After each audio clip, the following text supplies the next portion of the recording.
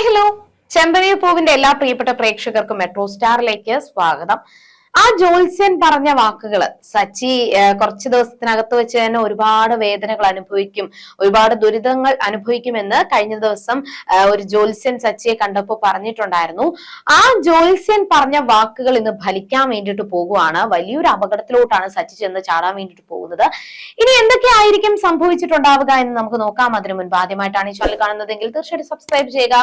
അപ്പോൾ ഞങ്ങളുടെ പുതിയ സീരിയൽ റിവ്യൂ വീഡിയോസ് എല്ലാം നിങ്ങൾക്ക് ലഭിക്കുന്നതായിരിക്കും. അങ്ങനെ ഒട്ടും പ്രതീക്ഷിക്കാത്ത സംഭവങ്ങളാണ് ഇപ്പോ ചെമ്പനീർ പൂവില് സച്ചിയുടെയും രേവതിയുടെയും ജീവിതത്തിൽ നടക്കുന്നത്. തന്റെ ഭർത്താവിനെ കുറ്റം പറഞ്ഞത് കേട്ട് രേവതിക്ക് സഹിച്ചില്ല. രേവതി തിരികെ ആന്റണിയെ ഒരുപാട് കുറ്റപ്പെടുത്തി, ഒരുപാട് വഴക്കു പറഞ്ഞു. അങ്ങനെ അവർ തമ്മിൽ അങ്ങോട്ടും ഇങ്ങോട്ടും തർക്കങ്ങളായി. ആന്റണി അടിക്കാനായിട്ട് രേവതി കൈയോങ്ങി. സച്ചി വലിയൊരു കുടികാരനാണെന്നും അവനാണ് കുടിച്ച് ഫിറ്റായിട്ട് നടക്കുന്നതെന്നും, എന്നാൽ ഞാൻ ഇന്ന് വരെ അങ്ങനെ ചെയ്തിട്ടില്ല, ഞാൻ എന്റെ ഫ്രണ്ടായ ശരത്തിനെ അടിക്കുക പോലും ചെയ്തിട്ടില്ല എന്ന് രേവതി പറഞ്ഞു. ഇത് കേട്ടപ്പോ തന്നെ രേവതി പറഞ്ഞതല്ല, രേവതിയോട് ആന്റണി പറഞ്ഞു. ഇത് കേട്ടപ്പോൾ സഹിക്കാതെ രേവതി ആന്റണി അടിക്കാൻ വേണ്ടിയിട്ട് കൈയൊങ്ങിയപ്പോഴാണ് ശരത്ത് തടഞ്ഞത്. എന്നാൽ ഇനി മേലാല് ശരത്തിനൊപ്പം നിന്നെ കണ്ടു കഴിഞ്ഞാൽ ഞാൻ നിന്റെ കരണം പൊട്ടിച്ചു ഒരു അടി തരും, അത് നടു റോഡാണോ എന്നൊന്നും നോക്കത്തില്ല എന്നൊക്കെ പറഞ്ഞിട്ടാണ് ആന്റണി അവിടെ നിന്ന് പറഞ്ഞു വിട്ടത്. എന്നാൽ ആന്റണിയുടെ മനസ്സിൽ ഒരു ദേഷ്യമുണ്ട്. തന്റെ ഭർത്താവ് അത്രത്തോളം നല്ലവനാണ്, തന്റെ ഭർത്താവ് ഒരു തെറ്റും ചെയ്യത്തില്ല എന്നുള്ള ഒരു വിശ്വാസം രേവതിയുടെ മനസ്സിലുണ്ടായിരുന്നു. എന്നാൽ ആ വിശ്വാസം തകർക്കാനായിട്ടാണ് ആന്റണി ശ്രമിക്കുന്നത്. അവിടെ ഹോട്ടലിൽ ഇരിക്കുന്ന സമയത്ത് തന്റെ സുഹൃത്ത് അനൂപ് സച്ചിയെ വിളിക്കുകയും അങ്ങനെ സച്ചി നേരെ അങ്ങോട്ടേക്ക് പോവുകയും ചെയ്തു.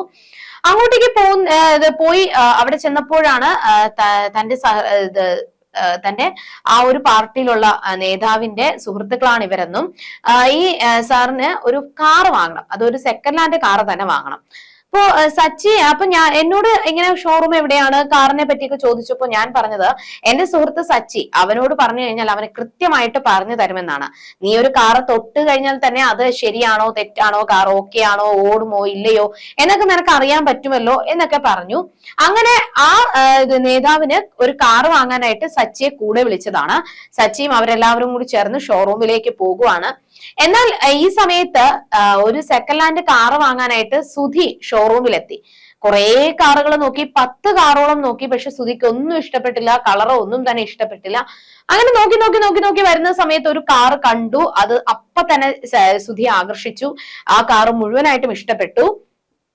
എന്നാൽ റെഡി ക്യാഷ് ആണോ എന്ന് ചോദിച്ചപ്പോ അല്ല, 1 ലക്ഷം രൂപ ഞാൻ ഇപ്പോ പേയ്മെന്റ് തരാം, ബാക്കി ലോൺ ആയിട്ട് തരണം എന്നാണ് സുധി പറഞ്ഞത്.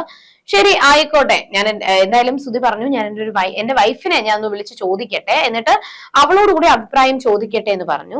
അങ്ങനെ ശ്രുതിയെ വിളിച്ചു. കുറച്ച് കഴിഞ്ഞപ്പോ ശ്രുതി എത്തി. ശ്രുതിയെ കാറ് കൊണ്ട് കാണിച്ചു. അപ്പോ ശ്രുതി, നമ്മളൊരു കാറ് വാങ്ങാൻ വേണ്ടിയിട്ട് പോകുവാണ്, ഒരു സെക്കൻഡ് ഹാൻഡ് കാറ്, അത് കാണിക്കാനായിട്ടാണ് നിന്നെ വിളിച്ചതെന്ന് പറഞ്ഞു. എന്നാൽ ശ്രുതി ആദ്യം ദേഷ്യപ്പെട്ടു.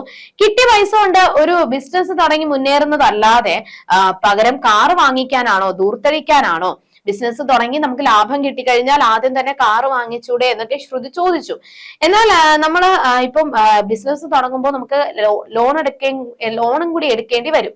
അങ്ങനെ ലോൺ എടുക്കുന്ന സമയത്ത് നമ്മൾ ഓട്ടോറിക്ഷയിലോ ബസ്സിലോ പോയി ഇറങ്ങിക്കഴിഞ്ഞാൽ അവർക്കൊരു മതിപ്പ് കാണത്തില്ല. പകരം ബാങ്കിലേക്ക് നമ്മൾ കാറിൽ പോയി ഇറങ്ങുവാണെങ്കിൽ അവർക്കൊരു മതിപ്പുണ്ടാകും. പിന്നെ നമ്മൾ ഒരുപാട് മീറ്റിങ്ങിനും പിന്നെ ബിസിനസ് കാര്യങ്ങൾക്ക് വേണ്ടിയിട്ട് പോകേണ്ടി വരത്തില്ലേ, അതുകൊണ്ട് കാറിൽ പോകുന്നതല്ലേ നല്ലത് എന്നൊക്കെ ചോദിച്ചപ്പോ ശ്രുതിയും സമ്മതിച്ചു കാർ വാങ്ങാനായിട്ട്. അങ്ങനെ ആ കാർ പോയി നോക്കി, എല്ലാം ഓക്കെയാണ്, ശ്രുതിക്കും ഇഷ്ടപ്പെട്ടു. അങ്ങനെ അവര് ബാക്കി ഡീറ്റെയിൽസും ഫോമൊക്കെ ഫില്ല് ചെയ്യാനായിട്ട് അകത്തോട്ട് പോയതാണ്.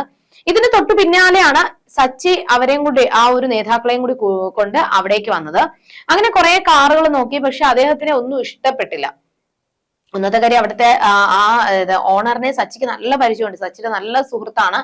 അവിടെ കാറിന്റെ ആരെങ്കിലും സെക്കൻഡ് ഹാൻഡ് കാർ വാങ്ങാനോ അങ്ങനെ എന്തെങ്കിലും വരുവാണെങ്കിൽ തന്നെ സച്ചി അവരെ ഇവിടെയാണ് കൊണ്ടുവരുന്നത്. അപ്പൊ നല്ല കച്ചവടമൊക്കെ ഉണ്ട്. അതുകൊണ്ട് സച്ചി പറഞ്ഞ പോലെ തന്നെ അവരെ കൊണ്ടുവന്നു. കുറെ കാറുകൾ നോക്കി, പക്ഷെ കാറ് കളർ ഇഷ്ടപ്പെട്ടാലും അദ്ദേഹത്തിന് നമ്പർ ഇഷ്ടപ്പെടത്തില്ല. അങ്ങനെ കുറെ കാറുകൾ നോക്കി നോക്കി നോക്കി നോക്കി അവസാനം സുധി ഓക്കെ ആക്കി വെച്ച കാറാണ് സച്ചി കൊണ്ട് കാണിച്ചത്. കാറ് കാണിച്ചു, ഓക്കെ ആണ്, നമ്പറും ഓക്കെ ആണ്, എല്ലാം ഇഷ്ടപ്പെട്ടു. അങ്ങനെ അത് പേയ്മെന്റ് കൊടുത്ത് റെഡി ക്യാഷ് കൊടുത്ത് വാങ്ങാനായിട്ട് നിൽക്കുന്ന സമയത്താണ് സുധിക്ക് ആ കാറ് കാണിച്ചു കൊടുത്ത് അവിടുത്തെ സ്റ്റാഫ് വരികയും എന്നിട്ട് സച്ചിയോട് ചോദിക്കുകയും ചെയ്തു. എന്നാൽ ഈ കാറ് വേറൊരാള് ഓക്കെ ആക്കി വെച്ചതെന്ന് പറഞ്ഞപ്പോ നേതാക്കൾക്ക് ഒരു സങ്കടം തോന്നി. ഞങ്ങള് ഓക്കെ ആക്കിയതാണ് ഈ കാറ്, പക്ഷെ സച്ചി നീ പറഞ്ഞിട്ടാണ് ഞങ്ങൾ വന്നത്, നീ ഞങ്ങളെ ചതിക്കരുത്. സച്ചി പറഞ്ഞു, നീ ഒരു കാര്യം എനിക്ക് നല്ല ഒരു ഓർഡറാണ്, അപ്പൊ നീ കളയരുത്. എന്തായാലും ഞാൻ അവരോട് ചോദിക്കാം, ആ ഓണറിനോട് ഞാൻ ചോദിക്കാം. അങ്ങനെ സച്ചിയും കൊണ്ട് പോയി. സച്ചിയോട് ആ സ്റ്റാഫ് പറഞ്ഞത്, ഈ കാർ ആദ്യം നോക്കി വെച്ച ആ കസ്റ്റമർ വലിയ ബിസിനസ്സുകാരനാണ്, അതായത് സുധി നല്ല വലിയൊരു ബിസിനസ്സുകാരനാണ്, വലിയ ഷോറൂമുകളൊക്കെ ഉണ്ട്, അപ്പൊ അവര് കാർ വാങ്ങാൻ വേണ്ടിട്ട് വന്നതാണെന്നാണ് പറഞ്ഞത്. അങ്ങനെ സുധിയെ കണ്ടപാടെ തന്നെ സച്ചിക്ക് കോമഡി പീസ് പോലെയാണ് തോന്നിയത്. ഇവനോ നീയോ ഇവനാണോ വലിയ ബിസിനസ്സുകാരനെന്നൊക്കെ പറഞ്ഞത്, ഇവനാണോ കാറ് വാങ്ങാൻ വേണ്ടിട്ട് വന്നത്? എടാ ഇത് എന്റെ അനിയൻ, ഇതെന്റെ ഏട്ടനാ, ഇതെന്റെ ചേട്ടനാണ്, അപ്പൊ ബിസിനസ്സുകാരനല്ലേ? അപ്പൊ ആ കടയിലെ ഓണറും കൂടി വന്നപ്പോ ഇയാള് ബിസിനസ്സുകാരനല്ലേ എന്ന് സച്ചിയോട് ചോദിച്ചു. ഇവൻ ബിസിനസ് ഒന്നും അല്ല, ഇവനെ കിട്ടിയ പൈസ എടുത്ത് ദൂർത്തടിക്കാനായിട്ടാണ് ഇവൻ നോക്കുന്നത്. ഇവന് ബിസിനസ്സോ കാര്യങ്ങളൊന്നുമില്ല, ബിസിനസ് തുടങ്ങിയിട്ടില്ല, തുടങ്ങും, എപ്പോഴെങ്കിലും ഏതെങ്കിലും ഒരു ദിവസം ബിസിനസ് തുടങ്ങും, അതിനു വേണ്ടിയിട്ടാണോ ഇവൻ ഇത്രയും ബിൽഡപ്പ് ഒക്കെ കാണിച്ചതെന്നൊക്കെ പറഞ്ഞ് സച്ചി എല്ലാവരുടെ മുന്നിൽ വെച്ച് സുധിയെ കളിയാക്കി. അങ്ങനെ കളിയാക്കിയപ്പോ ശ്രുതിക്ക് ഇഷ്ടപ്പെട്ടില്ല, അങ്ങനെ ചെറിയ സംസാരങ്ങൾ ആയി. അതിനുശേഷമാണ് ഈ നേതാക്കൾക്ക് ആ കാർ ഇഷ്ടപ്പെട്ടുവെന്നും നീ അതുകൊണ്ട് വേറെ കാർ നോക്കിയെടുക്ക്, ആ കാർ ഇവർക്ക് കൊടുത്തേക്ക് എന്ന് സച്ചി ആവശ്യപ്പെട്ടു. എന്നാൽ അത് കേൾക്കാനായിട്ട് അവർ തയ്യാറായിരുന്നില്ല. ഞങ്ങള് അത് ബുക്ക് ചെയ്ത് വെച്ച സാധനമാണെന്ന് പറഞ്ഞപ്പോ, നീ റെഡി ക്യാഷ് കൊടുത്തതല്ലോ, നീ 1,00,000 രൂപ പേയ്മെന്റും പിന്നെ അത് കഴിഞ്ഞിട്ട് EMI ഇട്ട് എടുക്കാനായിട്ട് നോക്കുന്നതല്ലേ, പക്ഷെ അവര് റെഡി ക്യാഷ് തരും, നീ അതുകൊണ്ട് ഒന്ന് മാറടാ എന്നൊക്കെ സുധിയോട് പറഞ്ഞു. സുധി കേൾക്കാൻ തയ്യാറായിരുന്നില്ല.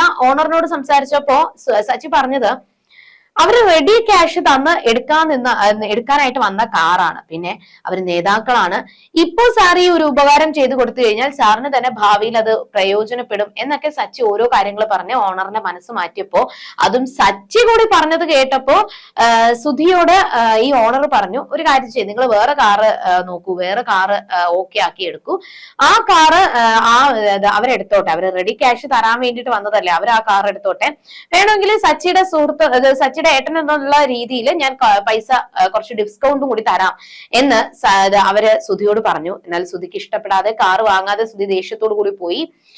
അങ്ങനെ സച്ചിയുടെ ഈ ഒരു പ്രവൃത്തി കണ്ടപ്പോൾ സുധിക്ക് ഒട്ടും ഇഷ്ടപ്പെട്ടിട്ടില്ല. അവസരം വരുമ്പോൾ തിരിച്ചടി കൊടുക്കാം എന്ന് പറഞ്ഞുകൊണ്ടിരിക്കുവായിരുന്നു. അവര് കാറൊക്കെ വാങ്ങിച്ചു, നേരെ പോയത് ബാറിലേക്കാണ്. അപ്പോ ഇന്നത്തെ സന്തോഷത്തിന് സച്ചിയുടെ കൂടെ ഇരുന്ന് കുടിക്കാം എന്ന് വിചാരിച്ച് അവിടെ എത്തിയതാണ്. എന്നാൽ സച്ചി പറഞ്ഞു, ഞാൻ കുടിക്കത്തില്ല, ഞാൻ വണ്ടി ഓടിക്കുന്ന സമയത്ത് കുടിക്കത്തില്ല, രാവിലെ പ്രത്യേകിച്ച് കുടിക്കാറില്ല, വണ്ടി ഓടിക്കുന്ന സമയത്ത് കുടിച്ചു കഴിഞ്ഞാൽ എനിക്ക് പ്രശ്നമാവും എന്നൊക്കെ പറഞ്ഞപ്പോ, ശരി നീ ഇവിടെ വെയിറ്റ് ചെയ്യും, ഞങ്ങൾ പോയിട്ട് വരാം എന്ന് പറഞ്ഞിട്ട് അവരകത്തോട്ട് പോയി. എന്നാൽ ഇവിടെ വെച്ചാണ് സച്ചിയുടെ പ്രശ്നങ്ങൾ തുടങ്ങാൻ വേണ്ടിയിട്ട് പോകുന്നത്. ജോത്സ്യൻ പറഞ്ഞതുപോലെ എല്ലാവരുടെയും മുന്നിൽ നാണം കിടാനായിട്ട് പോകുന്ന സമയമാണ് ഇത്. ഇനി എന്തൊക്കെ സംഭവിക്കും എന്ന് നമുക്ക് വരുന്ന എപ്പിസോഡുകളിൽ കാണാം. അതുവരേക്കും ബൈ.